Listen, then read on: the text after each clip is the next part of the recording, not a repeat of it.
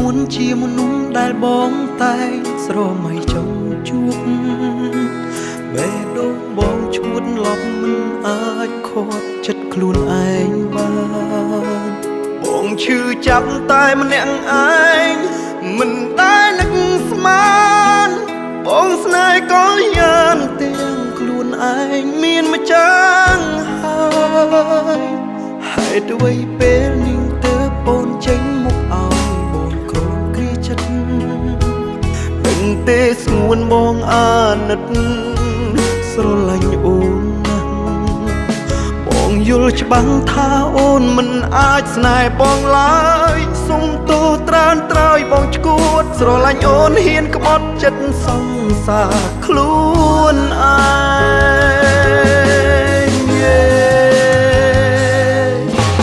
ម៉ែដូងបងលែងមានរូបគេស្នេហ៍មាសមេមិនដឹងតាំងពីពេលណាប្រាប់បងបានទេមុនបងស្គាល់គេពេលនោះអូននៅឯណាជីវ៉ាហេតុអ្វីអូនទៅចេញមុខវ៉ាបងឈឺចាប់ក្បត់ចិត្តខ្លួនឯងខំសំដែងមុខអូនធ្វើចិត្តធម្មតាមិនចង់ឲ្យអូនស្អប់មិនចង់ឲ្យអូនគេចមុខពីបងឡើយណាជីវ៉ាបងយល់ពីអារម្មណ៍ស្រីរឹកខាត់ចិត្តណាស់រឹក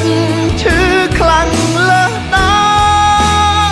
មហ៊ានត្រឹមផ្ដើមចិត្តស្នេហ៍តែគ្មានសង្ឃឹម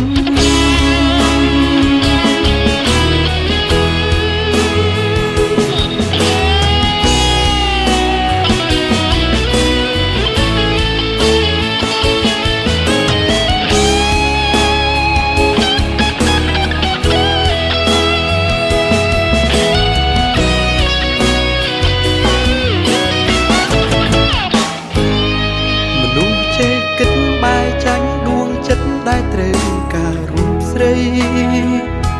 មនុស្សភាំងក្តីបែកចេញក្បត់ព្រោះតែបេះដូងបងឈឺចាប់ព្រោះដឹងអូនមិនព្រមស្នេហ៍ប